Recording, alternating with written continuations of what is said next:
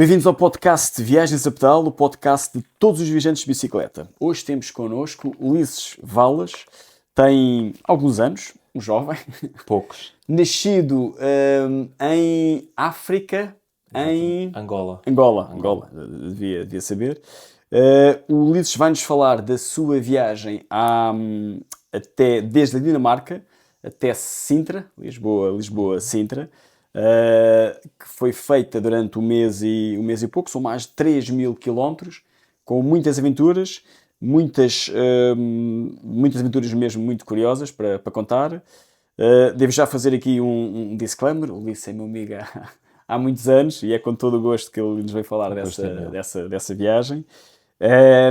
E ele é uma pessoa, é um grande amigo, ao contrário do que ele diz, ele é um poço de energia e de força e com um drive muito focado e com muita força de cabeça, que é importante, e é um ótimo amigo, e é um prazer que tenho em tê-lo aqui e ouvir as suas histórias. Obrigado, Rui. Portanto, é um privilégio estar aqui. O gosto é meu, o gosto é todo meu.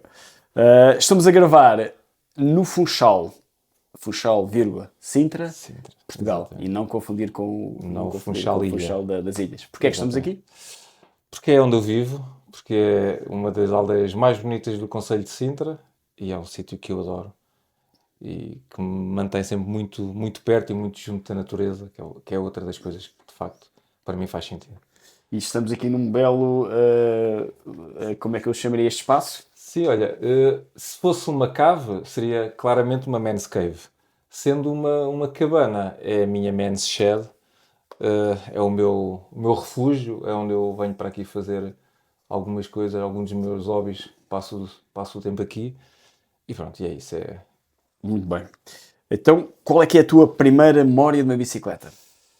Olha, a minha primeira memória de bicicleta, assim uma memória muito vívida, talvez tenha sido quando o meu pai me tirou as rodinhas, mas fê-lo enganando-me, não é? Como eu julgo que é mais ou menos um clássico, não é? Portanto, ele terá percebido que eu já conseguia andar sem o apoio daquelas rodinhas laterais e então tirou-me as rodinhas sem que eu me apercebesse. E então, quando me mandou olhar para trás, eu vi que estava sem rodinhas e pronto, o final não foi o final, não foi o melhor final porque acabei por cair, mas percebi que conseguia andar, não sei que idade teria, talvez. Ainda te lembras da cor da bicicleta? Lembro, obviamente, verde, era verde escura. Já na altura, Era verde escura. Nacional Pro. Era Então verde. foi teu pai, mas ele ajudou-te a empurrar ou como é que era o Sim, processo o processo clássico era esse, não é? No início segurava-me no banco, não é? Por trás, na parte de trás do banco, eu ia andando, ele terá percebido que eu já não usava, ele arranjou-me qualquer desculpa que eu já não tenho memória e depois voltou ao processo inicial, não é? Eu a pensar que tinha as rodinhas de apoio, ele no início acompanhou-me, largou-me e eu comecei a andar sem as rodinhas, naturalmente. Sim. Olha, e tu usas a bicicleta no teu dia-a-dia ou já usaste sempre como lazer? É como lazer, porque eu trabalho em Lisboa e, portanto, uso duas rodas diariamente, porque vivo aqui em Sintra e vou para Lisboa trabalhar. Portanto, as duas rodas estão sempre presentes na minha vida, desde que eu tenho memória. Mas a bicicleta acaba por ser um prazer, um hobby, mas sempre em lazer. Ok. E qual é que é a tua primeira memória de uma viagem? Que não bicicleta. Não bicicleta. Acho que posso dizer que talvez seja. Sem Sem ser bicicleta? bicicleta. Sem ser bicicleta. Bem, eu desde. Olha, é curioso fazer essa pergunta, porque eu acho que as duas rodas sempre estiveram desde a minha infância mais precoce. E a primeira ideia que eu tenho do encanto que sentia pelas duas rodas era aquela coisa clássica dos alemães à altura, com as BMWs carregadas, cheias de pó, chegarem ao sítio onde eu passava férias e nós, estilo crianças da África, não é? De bicicleta atrás deles e eu lembro-me do impacto que isto teve em mim. Eu era muito miúdo, muito miúdo. E pronto, as motas ficaram sempre, não é? As motas e as bicicletas. Viagens. Olha, quando era miúdo, o meu pai tinha o hábito de, quando estávamos de férias, eu e os meus primos fazermos viagens do género de 100 quilómetros, 80 quilómetros, em que ele ia com uma paciência gigantesca a acompanhar-nos até ao destino, não é? Essas pequeninas viagens. Viagens maiores, eu acho que viagens maiores talvez já na idade adulta, não é? Já na idade adulta comecei a fazer as viagens maiores. E quando é que juntaste então pela, agora sim, a pergunta do juntar os dois mundos, a bicicleta e as viagens? Qual é que terá sido a Olha, primeira? eu acho que o primeiro grande encanto foi numa primeira viagem que eu fiz quase para acompanhar um jovem que na altura vivia em nossa casa, a Santiago de Compostela. Portanto, eu sempre gostei de bicicletas, mas nunca tinha feito viagens de bicicleta. E essa viagem de bicicleta foi uma revelação para mim. Percebi que conseguia juntar ali duas coisas que eu gostava muito, não é? As duas rodas e o esforço físico, que é uma coisa que de facto eu tenho vindo a perceber que é uma coisa que me agrada. E então essa talvez tenha sido já, não sei, talvez há 15 anos. Aliás, tu deves saber, Rui. Lembro-me vagamente de ter Provavelmente estado terá a sido acompanhar. contigo. Lembro-me Provavelmente, vagamente de estar a provavelmente acompanhar terá essa sido viagem. contigo, sim. O Caminho Central de Caminho. Santiago, não sei, 2013, 14, no máximo, Sim, 13, 14 no máximo. sim, a paixão das viagens de bicicleta é tardia, um bocadinho tardia na minha vida. Mas juntou essas duas dimensões, não é? A parte física e do desporto e do sacrifício físico que eu gosto e a parte das duas rodas e daquele contacto que nós, quando andamos de bicicleta ou de moto, temos com o que nos rodeia, não é? Que de carro não conseguimos ter, não é? Eu, eu não consigo ter o prazer a andar de carro que tenho de moto ou de bicicleta. São coisas absolutamente Muito distintas, não é? diferentes. Então, e o que é que terá? No fundo, nós estamos aqui para falar, como já dissemos, sobre a viagem que fizeste desde Dinamarca até Portugal. Uhum. Que viagens é que te prepararam para essa viagem? O que é Ah, que antecedeu antes de olha, chegarmos ao houve, clique? houve ali várias fases, não é? Houve a primeira fase das viagens em grupo, não é? Que eu adorei e que fizemos muitas viagens em grupo, fizemos vários caminhos de Santiago de Compostela e houve uma altura, por questões que têm a ver com a nossa vida e com a dificuldade em compatibilizar agendas, fiz uma pequena viagem sozinho, portanto, fui daqui a uma aldeia acima de Viseu, uma coisa de 2 dias e meio.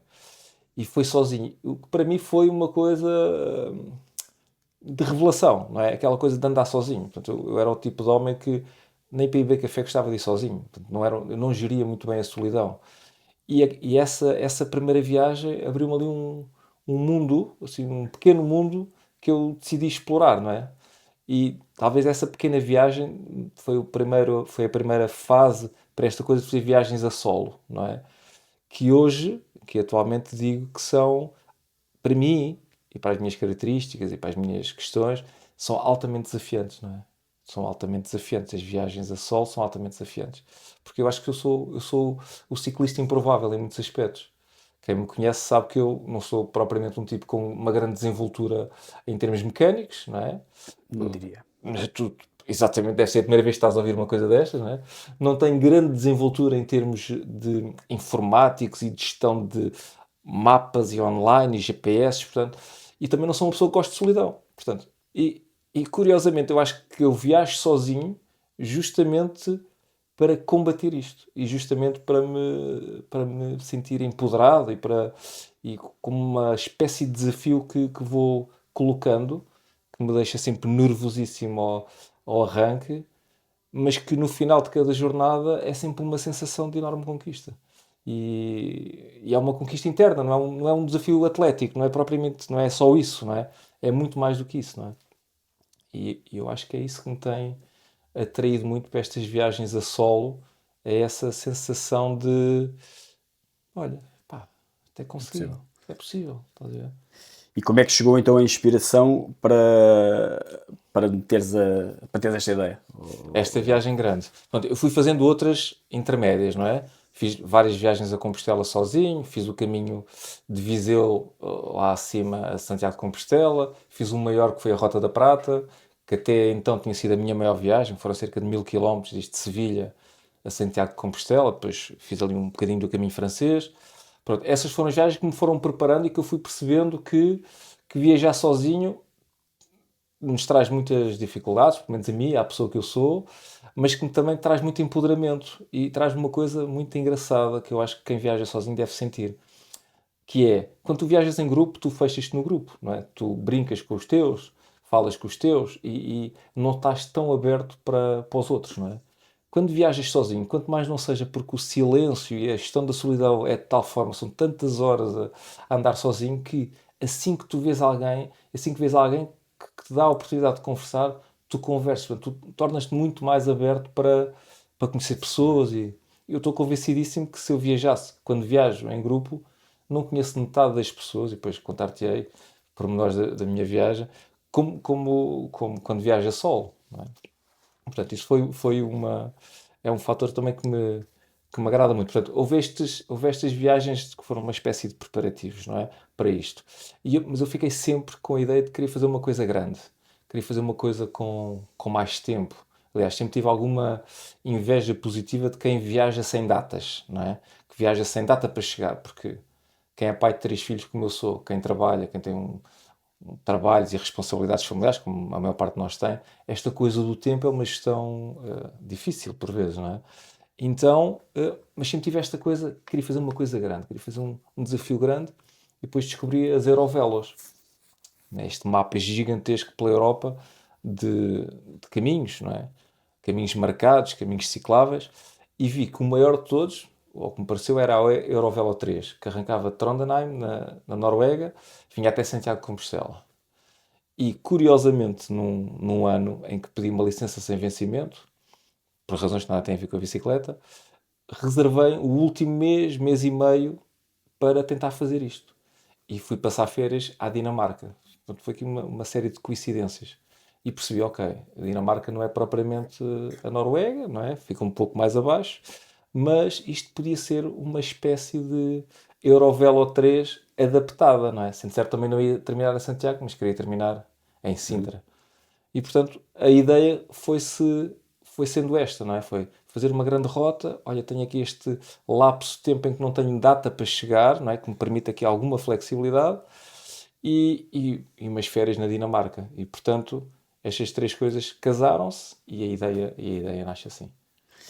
Em que altura do ano é que foi? Olha, eu fui em julho de 2023, meados de julho. Portanto, seria uma altura boa, bom tempo, melhor previsão meteorológica, não é? Seria uma altura ótima. Eu estava convencidíssimo, pronto, tendo uma noção que o tempo mais para o norte da Europa não é exatamente como o tempo aqui na Europa do Sul, mas estava convencido, não estava preparado para frio e chuva, não é? E foste setup, antes de entrarmos na viagem, setup e já percebendo que houve qualquer coisa relacionada com meteorologia, portanto fiquem aí para ouvir o resto. Setup bicicleta clássico de racks, não sei como é que chama em português, por acaso, Suportes alforjes. Sim, olha, o que eu levei para esta viagem, como tencionava fazer maioritariamente estrada, levei alforjes, né? Alforjes laterais e, portanto, bolsa na parte de trás, na parte traseira, e também uma bolsa no guiador. E foi a viagem em que eu levei mais equipamento, porque eu queria, na medida do possível, acampar. Queria acampar o mais possível e, portanto, tive que levar tenda, tive que levar fogareiro para as refeições, lanternas, sacos-cama, tudo isso. Portanto, aliás, o que é curioso, eu também tenho esta característica que é, eu não sou muito bom nos preparativos. Aliás, julgo que tudo. Tens uma ideiazinha uma sobre isto. vaga. Uma ideia vaga. Portanto, na minha cabeça, as coisas funcionam nestes termos. Eu tenho um objetivo e digo, ok, isto é realizável. E depois a forma como vou realizar, eu normalmente, quando chego à altura, é que percebo que se calhar podia ter preparado as coisas melhor. Portanto, eu quando me sentei na bicicleta para arrancar, fiquei completamente espantado, porque nem fiz nenhum treino específico, fiquei muito espantado com a carga toda que levava. Pronto, que foi mais uma dificuldade. Sim, mas para responder à tua questão, o setup foi este. Foi Bicicleta de BTT e não de a estrada. bicicleta de BTT, a única coisa que alterei pus uns pneus um bocadinho mais estradistas e menos largos para menos atrito. Fiz uma revisão. Sabes que tipo de espessura dos pneus? Isso é uma pergunta técnica. Fininhos. Sim, Fininhos. é mais ou menos isto. Mais ou menos isto. Sim, fininhos, mas sem serem de ciclismo, não é? Pronto, era ali um intermédio entre o BTT e eu. E fiz uma boa revisão, porque lá está. Os meus conhecimentos mecânicos são de tal ordem que eu vou sempre a rezar para que aquilo corra sempre tudo bem. Portanto, esse cuidado de fazer uma boa revisão antes de ir. Tens noção do peso? Que é também outra pergunta que a malta técnica faz sempre. O peso, Bastante. O peso era muito. Não, o peso de carga, eu acho que tenho Sim, ideia carga. que ia perto dos 20 quilos. Ia pesadinho. E no fim, achas que precisavas desse peso todo? Ou Olha, podias ter curiosamente, saltando já para o fim antes de voltar? sim, eu acho que usei tudo. Aliás, Ok. não usei os carregadores solares durante as 2 primeiras semanas, pelas razões que falaremos já de seguida. Mas depois deram-me imenso jeito para carregar o telemóvel, porque toda a navegação foi feita com o telemóvel. E portanto, acabei por usar tudo novo, nada, mas isso nós com a prática, não é, das viagens, não é? A primeira viagem levamos tudo, não é? Quase que levamos o secador às costas, levamos tudo. Com o passar do tempo vamos minimizando, não é? Vamos levando só aquilo que é absolutamente essencial, até porque não ia propriamente para a África profunda, e portanto se eu precisasse de alguma coisa, compra-se, não é? Portanto, nesse aspecto eu consigo ser viajar bastante ligeiro. Não era ligeiro, de facto precisava de uma tenda, precisava dessas coisas todas e pronto. Muito E bem. daí a carga. GPS e coisas dessas. Levei um trek da Eurovelo 3, porque no caminho que eu idealizei, eu a determinado ponto, já no norte da Alemanha, ia interceptar a Eurovelo 3. Portanto, a minha ideia era seguir esse trek a partir do norte, a Ok. partir do norte da Alemanha, logo mesmo lá em cima. Mas ao fim e ao cabo, depois acabei por perceber que a navegação foi toda feita com o telemóvel, com o Google Maps, muitas das vezes, que também me conduziu ali a algumas dificuldades. Mas sim, mas pronto. Levei um GPS, mas olha, serviu de conta quilómetros, basicamente, para ir gerindo os quilómetros e sabendo quantos quilómetros é que tinha Portanto, feito. partes, qual é que é o nome da localidade de onde partiste? Eu Ou da... parti um bocadinho a sul da capital, chamava-se Roskilde. Foi o sítio onde eu passei férias, Roskilde. Ok. Que ficava sensivelmente a 40 quilómetros de Copenhague, Copenhague. um Ok. bocadinho Sul. abaixo. Portanto, e portanto, desci até à parte mais a sul da Noruega e fiz uma pequena travessia do Báltico de ferry, uma travessia, salvo erro, de 1 hora, 1 hora e meia. Pronto, e depois fiz todo o caminho pelo norte, não é? Atravessei assim mais ou menos na diagonal a Alemanha, entrei no norte de Ok. França e depois a França nunca mais acabava. Ok, então voltando assim no caminho, como é que foi a adaptação, os primeiros dias, ou o primeiro dia? Olha, O primeiro dia é sempre o mais marcante, sim, depois os outros. olha, o primeiro dia eu acordei muito cedo, saí da casa onde estava, despedi-me dos amigos com quem estava e assim que arranque ia caindo com o peso da bicicleta. Portanto, o arranque não foi das coisas assim mais auspiciosas. E, mas a Dinamarca, dos países que eu fui andando, é um país de facto absolutamente fantástico para pedalar, porque é plano, é completamente plano. As ciclovias são verdadeiras autoestradas paralelas às estradas dos carros. A única dificuldade é que de facto há uma coisa que é o vento do Mar Báltico.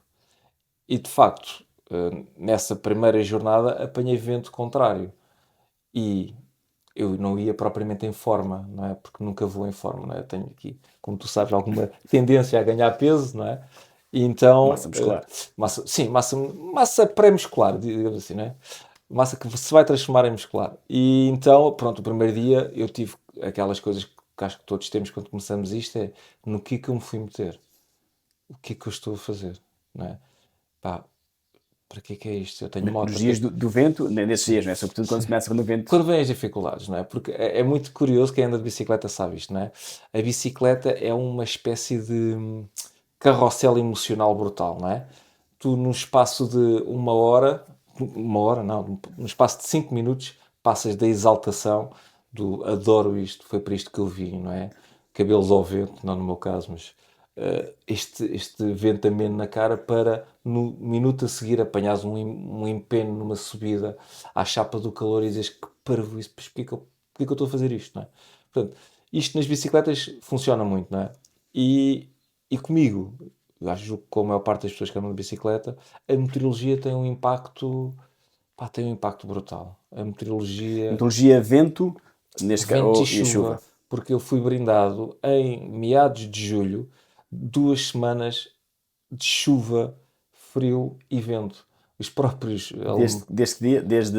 praticamente desde o primeiro dia. O primeiro dia apanhei uns borrifos, foi assim o preparativo, e a partir daí foi sempre à chuva.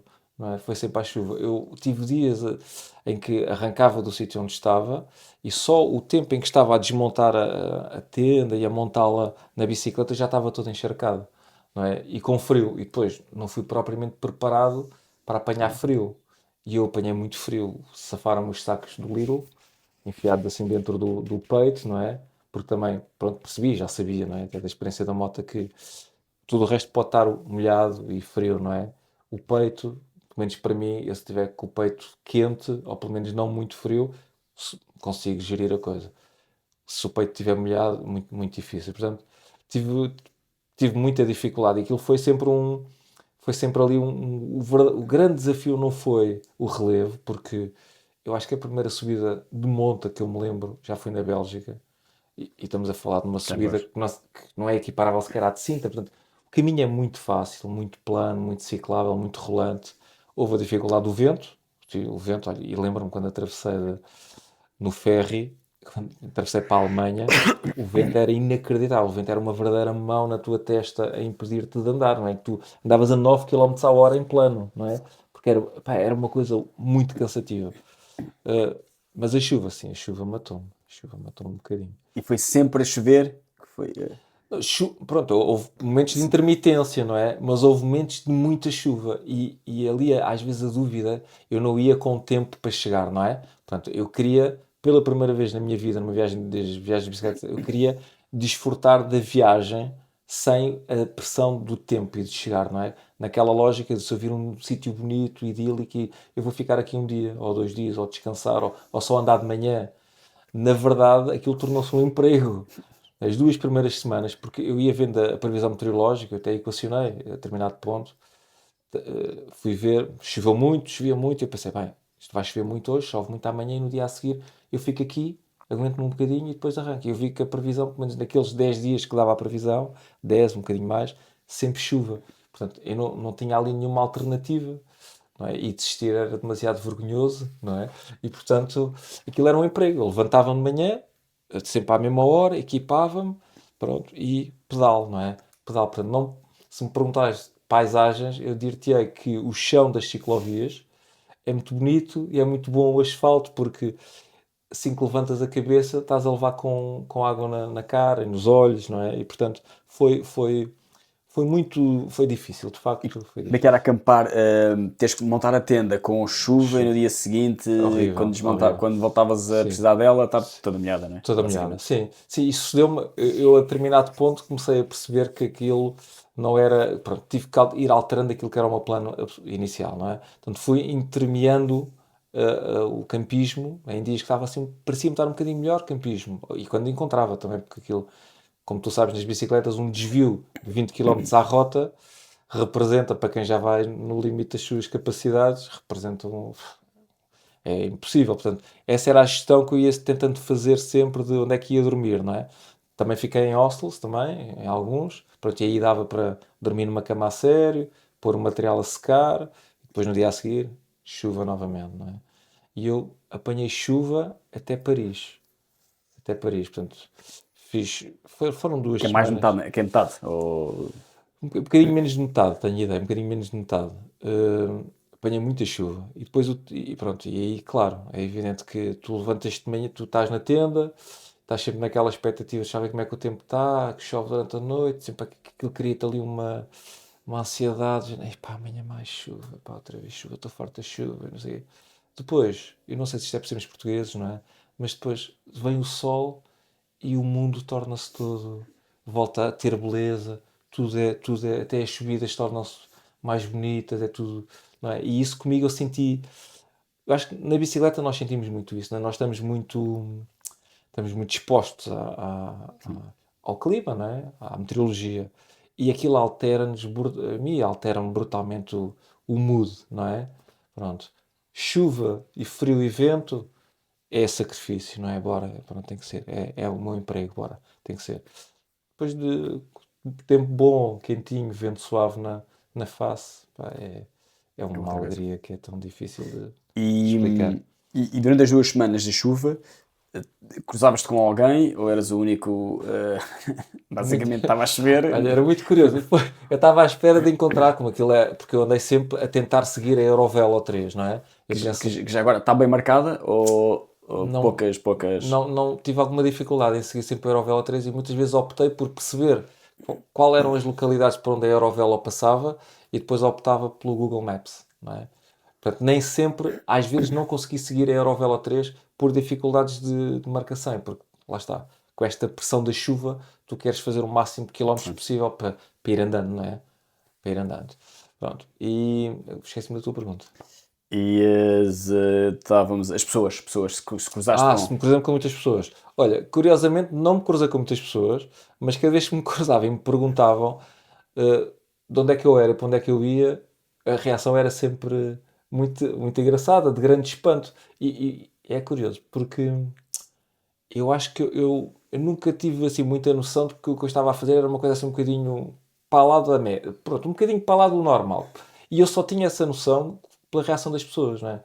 E as pessoas ficavam assim, quê? És português? Vais da Dinamarca? Ei, que maluco! E só é que eu, sei, olha, se calhar, pronto, se calhar isto é uma coisa assim um bocadinho diferente para a média, né, das pessoas que andam de bicicleta. Mas não encontrei muita gente, não encontrei. Principalmente no início então, com chuva, Nessa não parte se via ninguém. e depois da parte da chuva, depois de Paris. Depois de Paris as coisas pá, melhoraram bastante. Mas queria contar-te uma coisa que eu achei extraordinária nesta viagem e eu tenho a certeza que foi por isso sozinho. Esta coisa da solidão, não é? Esta coisa da gestão da solidão e da necessidade de falar com pessoas. Portanto, eu a cada fila no café que eu apanhava, cada fila no ferry que eu apanhava, eu estava a falar com pessoas. E de repente, como bom português que sou, acabei a convidar tudo e todos para virem a Portugal. Não é? Telemóvel, o meu número, se faz alguma coisa, fazer Portugal. Pronto. E depois as pessoas vieram. Não é? Para a surpresa da minha mulher, as pessoas vieram. Pá, e foi ótimo, não é? Foi ótimo. Eu adorei a experiência de receber um amigo que conhecia em 20 minutos ali à entrada do ferry, depois o tempo do ferry, conversámos. Depois ele era de Lubeck, no norte da Alemanha. Trocámos números. Ao longo da viagem eu fui postando algumas fotos, ia trocando com ele, ia-me incentivando. E pronto, mas eu não fazia ideia, sabia que ele era o Thornston, não sabia o que é que ele fazia, não fazia. Portanto, podia ser um psicopata, como podia ser um santo, não é? E então pronto, fiz aquilo que o Tuga faz, não é? Que o português faz. Pá, vem cá a Portugal, pronto, e ele veio, não é? E um dia aparece-me aqui à porta e teve uma De semana. bicicleta? Não, mas olha, mas é muito engraçado, porque ele ter-se-á, de certa forma, inspirado, não foi bem em mim, mas neste tipo de experiências, e decidiu, no ano a seguir, fazer o inverso, portanto, arrancar de Portugal. Ele veio cá, passou uma semana comigo aqui de férias. E depois, no ano a seguir, veio para Portugal. No ano a seguir que foi este verão. Veio para Portugal e arrancou daqui com a ideia de ir para Lubeck, ele era do norte da Alemanha. Desistiu antes de Paris. Porque ele não estava nada habituado ao clima. Ele apanhou Ao calor, calor. ele atravessou Espanha, não é? Espanha em agosto. E então desistiu, pronto. E estamos a falar de uma pessoa que ele era nadador de longas distâncias, portanto, uma pessoa habituadíssima ao sacrifício físico, não é? E à questão pá, de ultrapassar limites e tal, Mas o calor mas o calor matou. provavelmente deve Para ser. um alemão do norte, não é? Do norte da Alemanha, matou completamente. Pronto, a minha viagem trouxe-me isso. Trouxe-me pessoas que eu fui conhecendo ao longo da viagem e que acabaram por vir cá. E olha, em Espanha, pegando nessa questão, em Espanha tive uma chegada a Burgos que foi absolutamente inesquecível. Porque eu ia já bastante cansado, estava para aí a uns 17 km de Burgos, portanto faltava pouco, e cruzo-me com uma ciclista, com uma mulher ciclista. Ela cumprimenta-me assim, eu cumprimento também. Passado 10 minutos, ela terá dado a volta e põe-se ao meu lado e acompanha-me e pergunta-me: olha, vais para Burgos? E eu digo que sim, vou para Burgos, explico o que é que estou a fazer. Ela, pronto, quem anda de bicicleta fica sempre. Eu próprio, né, eu vejo um ciclista de longa distância, eu tenho vontade de o trazer para casa e de lhe dar abrigo, não é? Pronto, e as pessoas sentem isto, não é? Quando vais sozinho, então, ainda mais. Então ela levou-me até Burgos e perguntou-me se, olha, hoje termina a primeira etapa da volta a Burgos, queres ir assistir? Eu disse, eu quero, sim, claro que sim. Nem me apetecia muito, estava cansadíssimo.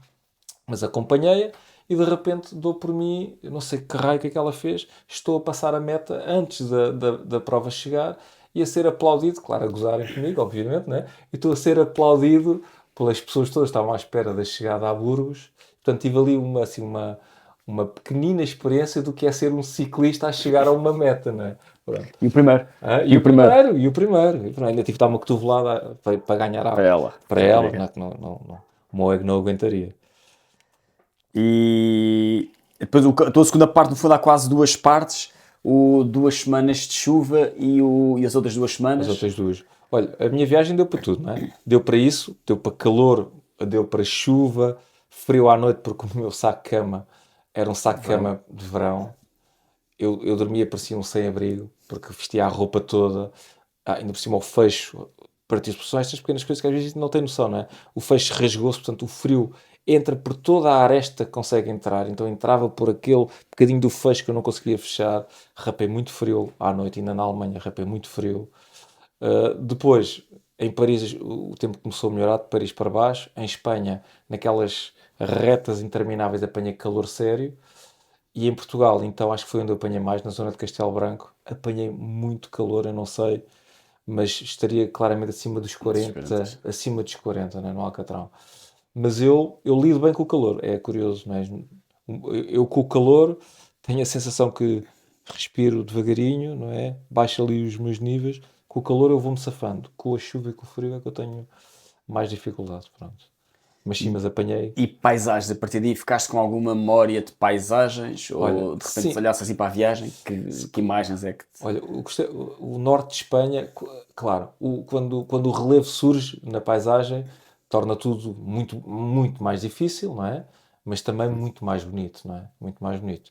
Eu acho que assim, a primeira paisagem marcante foi no norte de Espanha, não é? Quando estou a passar os Pirineus, porque eu ardilosamente tentei contornar ao limite o mais junto à costa, porque já tinha tido a experiência do caminho francês e da dificuldade que foi aquela primeira etapa de Então transposição. passaste mais junto Em de... Irune, entrei em Irune, portanto passei junto, portanto apanhei algumas subidas, já em Espanha apanhei algumas subidas, e sim, e tenho essa percepção da paisagem verde, e olha, e tenho muito presente, ainda no País Basco, e antes de uma cidade que é Vitória-Gasteiz, parei num, não estava nada à espera, parei num embalse gigantesco de água azul turquesa, não sei se aquilo era água do degelo, não sei. Olha, mas um azul daquele azuis que nós vemos nas Caraíbas e não é? Uma coisa absolutamente brutal, claro, e aí não podia não deixar de dar um mergulho, mas tenho muito presente pronto, essa coisa de vir nas montanhas, uma dificuldade gigante a subir, uma coisa dura, muito dura, assim, rampas, de repente uma descida fabulosa e de repente, pá, um azul a seguir ao verde, uma coisa que me encantou, pronto. E pessoas, memórias de encontros que tenham... Olha, tive encontros. Lá está, eu acho que há muita bondade no mundo, não é? Eu, sinceramente, eu acho que há muita gente boa no mundo. E acho que quando tu te abres um bocadinho, não é? Te abres um bocadinho ao mundo, eu acho que de facto coisas boas surgem. Porque, na verdade, eu não tive uma única experiência negativa com ninguém. Até com os alemães eu tinha aquela ideia que nós, se calhar, aqui no sul da Europa temos um bocadinho de alguma arrogância, algum pedantismo, não é? Aquele nariz. Pá, só posso dizer bem. Pessoas que deixavam de fazer o seu caminho para me darem indicações, para me levarem aos sítios. Na Alemanha isso sucedeu-me. Sucedeu-me em França.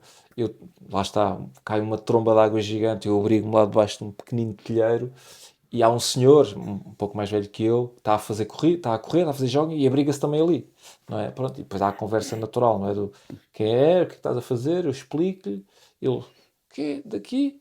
Foi perto de Orleans, foi em Orleans. E ele, estás a fazer isso? Ele viu-me ali debaixo, estava um frio, chuva e não sei o que. Ele, olha, tu que tens onde dormir? E eu, ainda é um bocado cedo, ainda não sei. Está aqui o meu número de telefone, não me conheci lá nenhum. Está aqui o meu número de telefone, liga-me e se quiseres, vens lá dormir. Como era cedo e eu, pronto, tinha mais quilómetros para fazer, acabei por não ir dormir à casa deste senhor, mas esta generosidade foi uma coisa que me marcou muito a minha viagem, a bondade das pessoas, a generosidade, aquela coisa de querer ajudar. E pronto, foi mais um. Eu já tinha esta noção, não é? Que no mundo, pronto, pelos olhos adentro entra-nos só miséria, não é? Mas o mundo está cheio de coisas boas e de gente boa e de gente disposta a ajudar, não é? E eu senti isso, claramente. Em toda a minha viagem, todas as pessoas me quiseram ajudar. Sempre, todas, sempre. Foi fabuloso. Momento menos bom, terá se foi essa chuva? Ou Foi a terá, houve chuva. algum? Olha, sim, sim, olha. te- como te disse há pouco, a bicicleta, e tu sabes disso tão bem ou melhor que eu, a bicicleta é, e quando estás a só, todas as emoções são exacerbadas, não é? A alegria é uma coisa e a dificuldade é uma coisa muitíssimo mais dura, não é? A gestão da solidão, das muitas horas sozinho, a gestão de, apesar de eu não ir com hora para chegar, de alguma pressão que eu fui colocando em mim próprio para chegar, porque para eu estar a fazer aquilo havia alguém que estava aqui sobrecarregado com os filhos e com o trabalho, não é? Pronto, isso era uma pressão que a determinado ponto se tornou constante, não é? Mas recordo particularmente uma altura em França, eu não consigo dizer o nome das terras, em que começa a ficar sem bateria.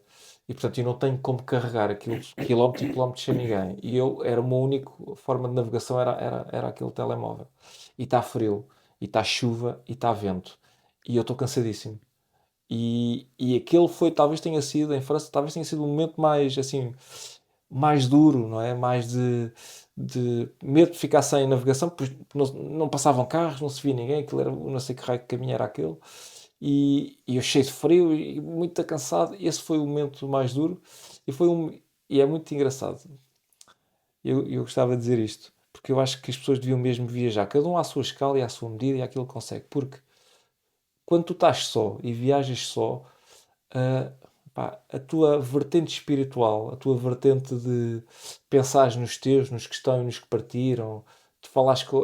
Pá, isto parece uma coisa assim, até meio estranha de falar sobre isto, não é? Mas eu falei com o meu pai, não é? Quando estava ali aflito, estava mesmo, estava no limite da minha capacidade. Falei com o meu pai, pedi ajuda ao meu pai, que já faleceu, não é? Pá, e estes momentos, depois quando tu chegas, não é? Tu estás de rastos, tu dizes como é que eu amanhã vou andar, mas depois tu chegas, não é? O tal banho quente, a comida, se possível uma cama onde consigas dormir confortável, pá, e a sensação de superação, não é? Pronto.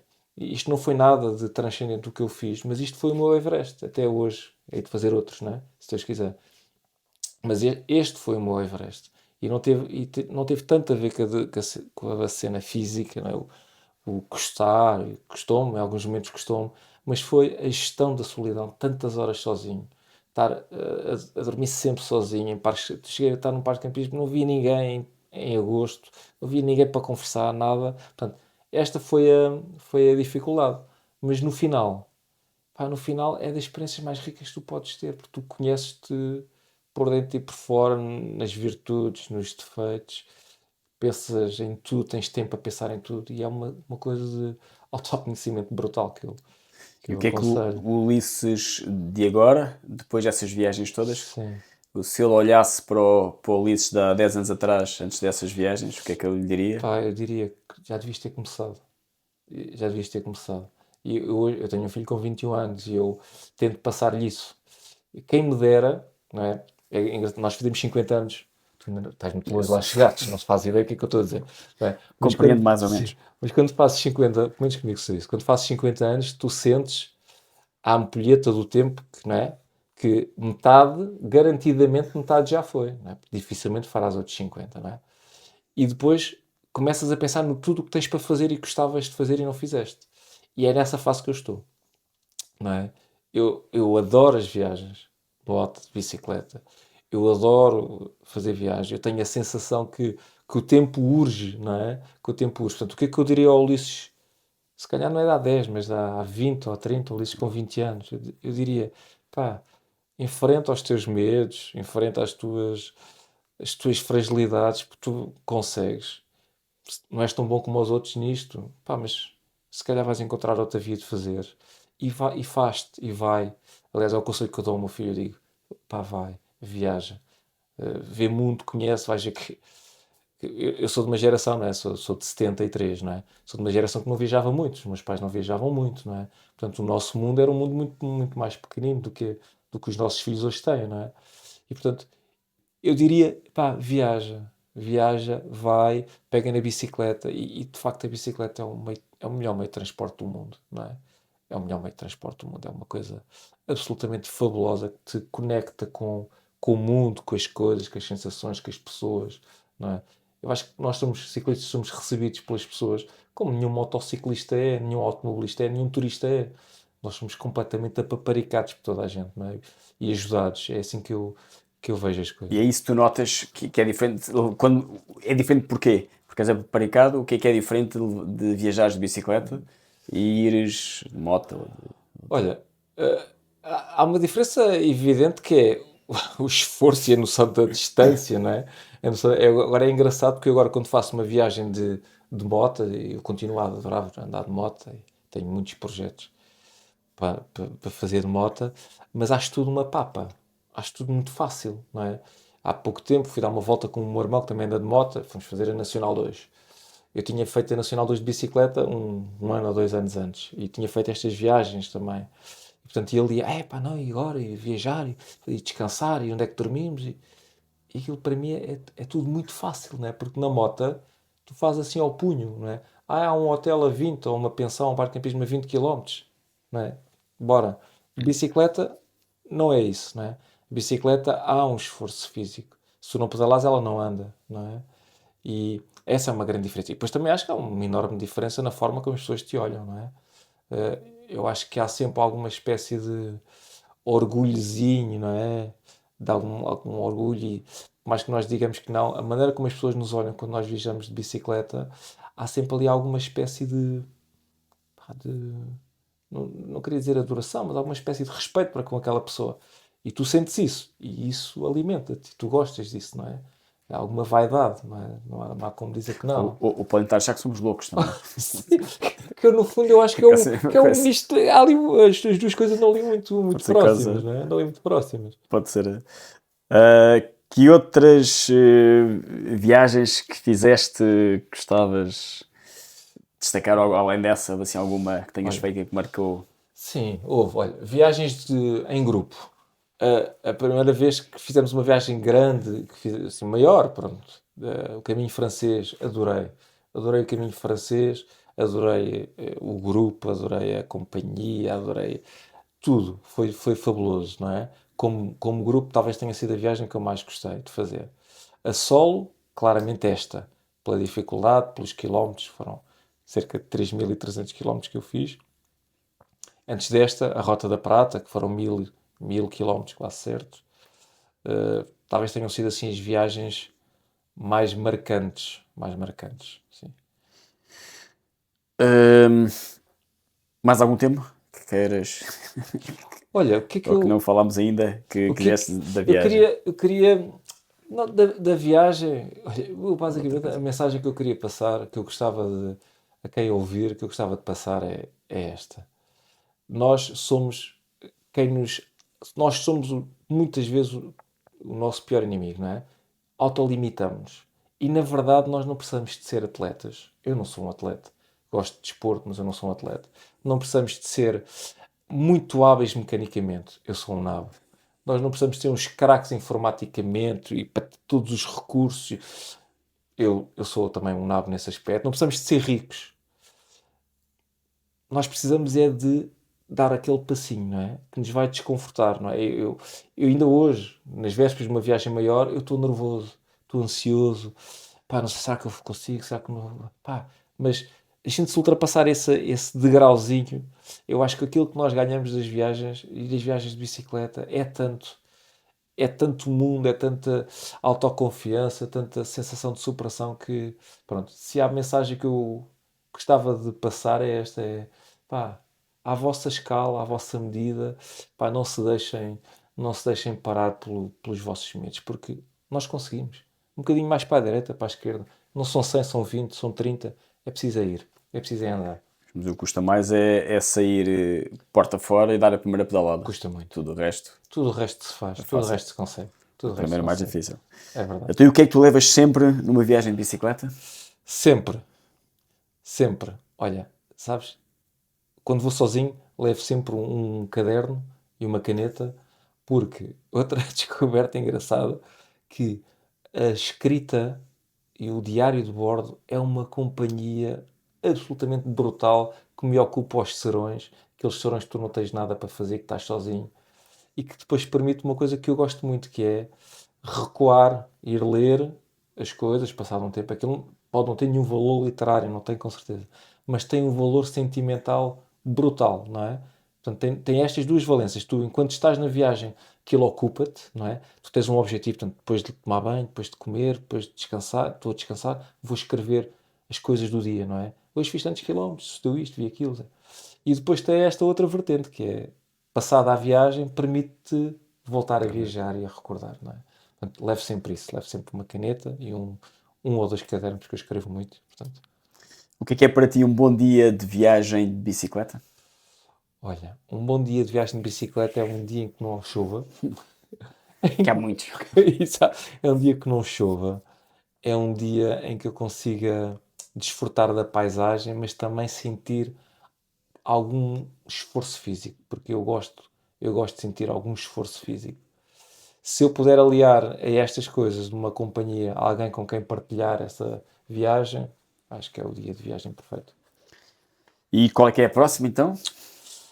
Eu julgo que tu desconfiarás, não é? Desconfio. Porque acho que sabes, a próxima viagem é uma coisa que eu queria muito, há muito tempo fazer, que era fazer uma viagem fora da Europa, ir para a África.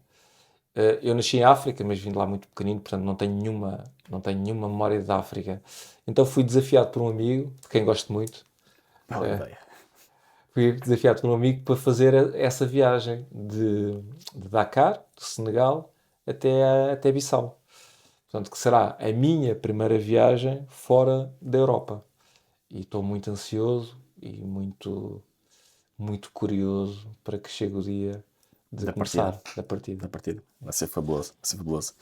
Muito obrigado, Ulisses, agradeço, pela tua Rui. partilha. Foi fabuloso. Agradeço. Pronto, foi fabuloso. Obrigado. Temos Agradeço ainda só muito. mais uma, foi extraordinário. Gostei muito. Portanto, tu não tens. Normalmente, os convidados têm links de tracks e coisas dessas. Portanto, no teu caso, vamos meter a Eurovelo. No meu caso, sim. No meu caso, se Eurovelo tiver 3. alguma curiosidade, o único registro que eu vou mantendo na minha página do Instagram, Instagram. vou pondo Vamos mudar o algumas link fotos. do Instagram com as fotos. A Eurovelo foi mais ou menos a inspiração, Sim, a foi. linha, mais ou menos aqui Claramente, uma sim. descrição. Se não podem sempre contatar-te via o Instagram e perguntar se houver Sempre. dúvidas mecânicas, dúvidas Sim, eletrónicas, de vais orientação, sou vais ótimo conseguir, nisso. vais Sou ótimo conseguir nisso. ajudar, foi muito giro. De certeza que teremos aqui pessoas que se inspiram um dia mais tarde, que se inspirarão e que farão eventualmente a tua viagem. Enviem os vossos comentários e sugestões. Se gostarem, partilhem com os vossos amigos. Subscrevam o canal e ativem as notificações, depois eu explico como é que se ativa. Vais ter que explicar. Se não gostarem, partilhem com os vossos inimigos. Até ao próximo episódio e boas experiências. Até já. Agora é que ia ser a coisa. Agora é que é. Agora é que é.